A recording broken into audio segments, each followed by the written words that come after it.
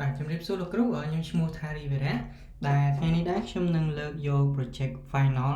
ដែលក្រុមខ្ញុំបានធ្វើមកបាទអញ្ចឹងសម្រាប់ project final នេះដែរគឺក្រុមខ្ញុំបានធ្វើជា project ដែលអាចធ្វើការ control ទៅលើការលក់ទំនិញបាទឬក៏យើងហៅថា POS system បាទដែលអាចមានធ្វើការ store ឈ្មោះ product បាទ category ហើយការ order ការកាត់ stock ហើយនឹង store ឈ្មោះ user ចឹងទៅបាទចំណែកនៅក្នុង setting ដែរគឺយើងអត់ទាន់បាន add ថែមទេប៉ុន្តែយើងមាន plan នៅក្នុងការ add នៅកន្លែង setting នេះគឺសម្រាប់កំណត់ rule ទៅលើ user បាទអញ្ចឹងខ្ញុំសូមបង្ហាញ code លោកគ្រូជាមុនសិនបាទចឹងសម្រាប់ code ដែរគឺយើងបានធ្វើការ link ទៅកាន់ Bootstrap ទៅកាន់ CSS ហើយនឹងទៅកាន់ JS ផងដែរបាទ JavaScript បាទអញ្ចឹងសម្រាប់ code យើងរៀងច្រើនដែរបើចូល1000ជួរជាងដែរសម្រាប់ index.html នេះបាទបូកទាំង JavaScript នៅក្នុងនេះបាទហើយនឹងយើងមានជា file HTML file CSS file JavaScript ផ្សេងៗទៀតផងដែរដែលយើង link មកកាន់ index.html នេះបាទអញ្ចឹងសម្រាប់ default របស់យើងគឺបាទជាទម្រង់បែបនេះហើយយើងបាន link បាទនៅខាងក្រោម more information នេះបាទគឺយើង link ទៅកាន់ list មួយបាទដោយកន្លែង product នេះគឺយើង link ទៅកាន់ list product បាទហើយកន្លែង order នេះគឺយើង link ទៅកាន់ list order list បាទហើយ category បាទ category list បាទហើយនឹង user បាទគឺយើង link ទៅកាន់ user list បាទអញ្ចឹងសម្រាប់ការ link នីមួយៗគឺពេលដែល double click ទៅវានឹងលោតទៅកាន់ link តែម្ដងបាទហើយនៅខាងក្រោមនេះគឺយើងមានដូចជា product overview បាទ category overview order overview user overview បាទអញ្ចឹងនៅពេលដែលលោកគ្រូធ្វើការ add product add category add order ឬក៏ add user វានឹងលោតមកកាន់form មួយនេះដែរបាទឧទាហរណ៍ថាលោកគ្រូ add product វានឹងលោតមកកាន់ product overview នេះបាទអញ្ចឹងខ្ញុំឧទាហរណ៍ឲ្យលោកគ្រូមើលថាខ្ញុំ add product ថ្មីមួយបាទអញ្ចឹងខ្ញុំចូលមកកន្លែង product ហើយខ្ញុំយកពាក្យថា add product បាទអញ្ចឹងកន្លែងនេះខ្ញុំអាច add product ថ្មីឧទាហរណ៍ថាខ្ញុំ add ABC បាទតម្លៃ$30បាទនៅក្នុងនេះខ្ញុំបាន add ចំនួន400 cash បាទហើយខ្ញុំ select category បាទចឹង category នេះដែរគឺខ្ញុំ link មកពីខាង category នេះបាទគឺខ្ញុំ link មកតែម្ដងបាទខ្ញុំយកជា beer ហើយខ្ញុំដាក់ description ថា stock បាទអញ្ចឹងនៅពេលដែលខ្ញុំ save មួយបាទអញ្ចឹងខាងក្រោមនេះវានឹង load មកហើយបាទ list product នេះបាទ ABC ចំនួនតម្លៃ$30ចំនួន400 cash បាទអញ្ចឹងខ្ញុំទៅមើលនៅក្នុង dashboard វិញបាទសម្រាប់ product overview ក៏វា load មកដូចគ្នាដែរ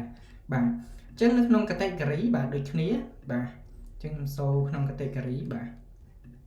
អញ្ចឹងនៅក្នុង category ដូចគ្នាដែរនៅពេលដែលលោកគ្រូ add category ថ្មីវានឹង load ទៅកាន់ dashboard ដូចគ្នាបាទនៅក្នុង category overview ហ្នឹងបាទឧទាហរណ៍ថាខ្ញុំ add category string មួយបាទខ្ញុំ save បាទអញ្ចឹង category string ខ្ញុំទៅមើលនៅ dashboard បាទ category overview បាទ string បាទអញ្ចឹងសម្រាប់ការ edit ក៏លោកគ្រូអាច edit បានដូចគ្នាបាទអញ្ចឹងឧទាហរណ៍ថាខ្ញុំមក list category បាទហើយខ្ញុំចង់ edit string នេះទៅជា water វិញបាទខ្ញុំយក edit មកបាទអញ្ចឹងខ្ញុំអាច edit water បាទហើយខ្ញុំ update category មកបាទអញ្ចឹងនៅពេលដែលខ្ញុំ update ទៅគឺវា load ចេញជា water មកវិញបាទនៅក្នុង category overview ដូចគ្នាដែរបាទចេញជា water មកវិញបាទអញ្ចឹងរាល់ពេលដែលមានន័យថារាល់ពេលដែល style លក់រាល់ពេលដែលគេ order បាទអញ្ចឹងការរបស់យើងការ order របស់យើងក៏មានជាការកាត់ stock ដូចគ្នាដែរហើយនឹងការ select ឈ្មោះ product មានន័យថា link មកពីឈ្មោះ product តែម្ដងបាទ product យើងមានអីខ្លះគឺវា link មក auto តែម្ដងបាទមិនចាំបាច់យើង type សរសេរម្ដងទៀតទេបាទអញ្ចឹងឧទាហរណ៍ថាបងត្រាបាទគាត់ order ចំនួន30 cash ហើយគាត់ order នៅថ្ងៃទី25បាទអញ្ចឹងគាត់ order ABC ចុះបាទអញ្ចឹងគាត់ order ABC ចំនួន30 cash បាទអញ្ចឹងខ្ញុំអាច save order មួយបាទអញ្ចឹងនៅពេលដែលបងត្រាគាត់ order 30 cash បាទទៅលើ ABC បាទអញ្ចឹងខ្ញុំទៅមើល product របស់ ABC ថាបានថយ stock ឬក៏អត់បាទអញ្ចឹងខ្ញុំចូលមកកន្លែង dashboard បាទអញ្ចឹងខ្ញុំមកមើលកន្លែង ABC នេះ product overview ហើយ QTY បាទចំនួនគឺ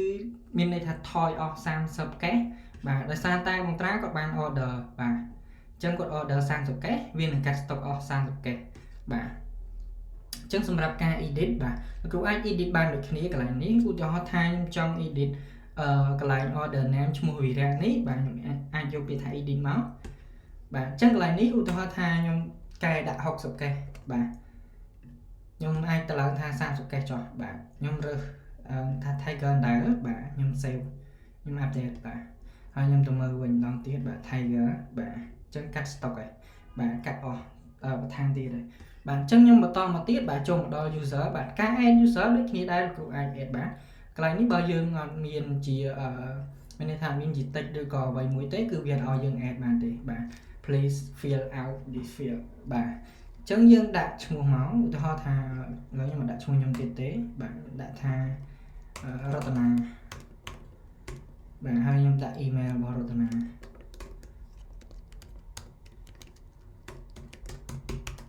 បាទហើយលេខទូរស័ព្ទរតនាបាទអញ្ចឹងខ្ញុំអាច add user បានបាទអញ្ចឹងនៅពេលដែលខ្ញុំ add ទៅវានឹង link ទៅកាន់ dashboard ដូចគ្នាដែរបាទនៅក្នុង user overview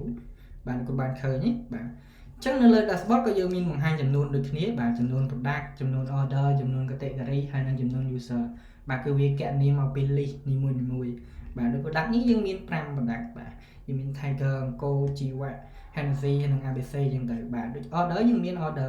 2បាទ2 order នេះហើយ category យើងមាន4បាទ category មាន beer wine red wine ហើយនិង water អញ្ចឹងទៅបាទហើយ user បាទ user ក៏យើងមាន2ដូចគ្នាបាទអញ្ចឹងសម្រាប់ការ delete បាទការ delete នៅតាម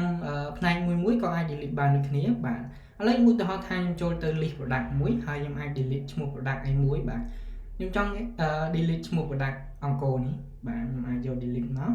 បាទអញ្ចឹងគេសួរយើងថាយើងចង់ delete មែនឬក៏អត់បាទខ្ញុំយក OK បាទអញ្ចឹងខ្ញុំ delete ចេញបានហើយអញ្ចឹង product យើងនៅសល់តែ4ទេបាទហើយនៅក្នុង dashboard បាទគឺវា load សល់4ដូចគ្នាដែរបាទអញ្ចឹងគឺបាទហ្នឹងហើយសម្រាប់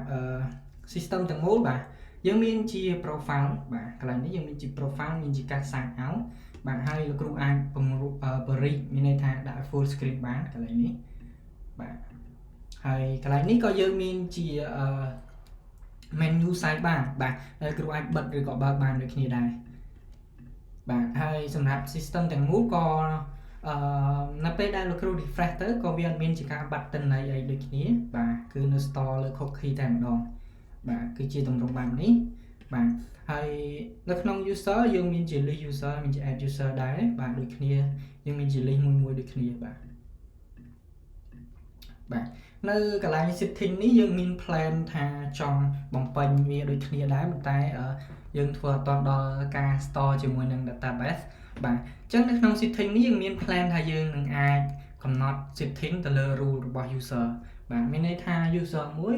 គាត់អាចមានសិទ្ធិធ្វើអ្វីខ្លះនៅលើ system របស់យើងគ្រូបាទអញ្ចឹង plan របស់យើងគឺបែបហ្នឹងទៅមុខទៀតយើងនឹងបន្តធ្វើវាបាទអញ្ចឹងខ្ញុំមានតែប៉ុណ្្នឹងលោកគ្រូបាទអរគុណ